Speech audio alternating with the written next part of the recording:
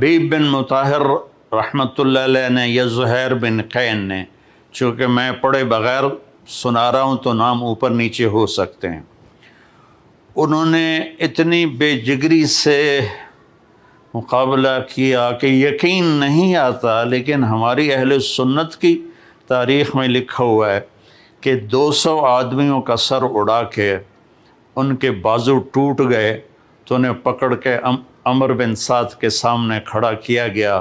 اس نے کہا تم نے ہمارا اتنا بڑا نقصان کیا۔ وہ کہنے کاش میرے دونوں بازو صحیح ہوتے تو میں تم سب کے سر اڑاتا۔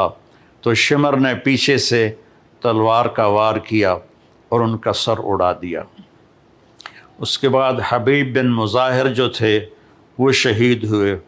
پھر اس کے بعد آہستہ آہستہ سارے شہید ہوتے گئے، یہاں تک کہ اہل بیت باقی رہ گئے، اور باقی سب شہید ہو گئے، اور 18 تھے اہل بیت۔ تو سب سے پہلے جو شہید ہوئے وہ امام حسین علیہ السلام کے بڑے بیٹے علی اکبر۔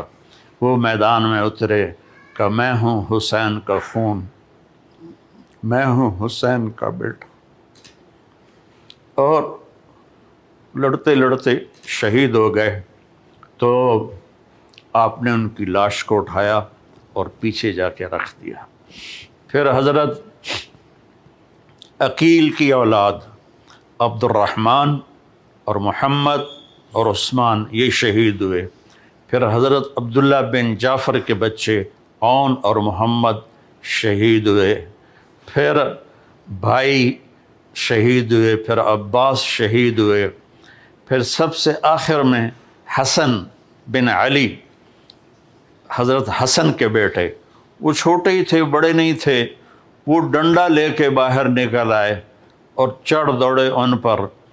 تو ایک کوفی نے کہا کہ اس بچے پر رحم کھاؤ، چھوٹا سا ہے، خوبصورت سا ہے۔ دوسرے کوفی نے کہا سر اڑا کے رہوں گا، اور تلوار کا وار کیا جس سے پورا بازو کٹ گیا۔ تو وہ گرے اور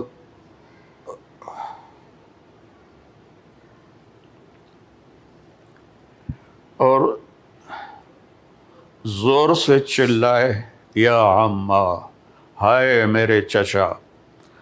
تو امام علیہ السلام بھاگے ہوئے گئے اور ان کے سرانے کھڑے ہو کر فرمانے لگے بھتیجے آج تیرا چچا بڑا بے بس ہے۔ وہ کیا دن ہوگا جب ان کا معاملہ اللہ کے رسول کے دربار میں پیش کیا جائے گا۔ وہ ایڑیاں رگڑتے رگڑتے جان دے دی تو ان کو اٹھا کر پھر اہل بیت کی لاشوں کے ساتھ رکھ دیا، اور پھر آپ تھک ہار کے خیمے کے سامنے بیٹھ گئے۔ اٹھنے کی بھی ہمت نہیں تھی۔ تو آپ کا چھوٹا بچہ عبداللہ 2 سال کا وہ خود نکلا یا آپ نے بلوایا؟ اس کو گود میں بٹھایا ہی تھا کہ ابن الموقد ایک کوفی تھا، اس نے تیر مارا جو سیدھا یہاں گلے میں لگا، بچے کی آہ بھی نہ نکلی۔ یہاں دلی تو ہے نہ سنگ خشت، درد سے بھرنا آئے کیوں۔ تو یہاں آپ نے اپنے بچے کا خون دونوں ہاتھوں میں ایسے لے لیا اور آسمان کی طرف یوں اچھال دیا کہ مالک تو راضی ہے تو میں بھی راضی ہوں، ان سے بدلہ تو ہی لینا۔ تو پھر شمر نے کہا خبیث و قتل کیوں نہیں کرتے ہو؟ تو لوگ بڑے تو پھر آپ کھڑے ہو گئے، اور پھر آپ نے دائیں بائیں جو تلوار چلائی، جو اس کی زد میں آیا وہ کٹتا گیا، اور آپ زخمی ہوتے گئے یہاں تک کہ لڑکھڑانے لگے۔ تو شمر نے کہا بدبختو قتل کرو اسے۔ تو زرع بن شریک تمیمی نے آپ کے کندھے پر تلوار کا وار کیا جس سے کندھا کٹ گیا، اور سنان بن ابی انس نے آپ کو ایسے سیدھا نیزہ مارا جو سینے میں لگا، اور آپ ایسے چت گرے تو وہ آگے بڑھ کے سر اتارنے لگا تو اس کے ہاتھ کانپنے لگے، وہ پیچھے ہٹ گیا۔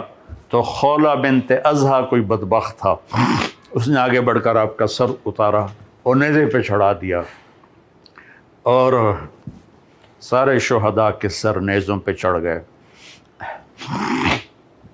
اور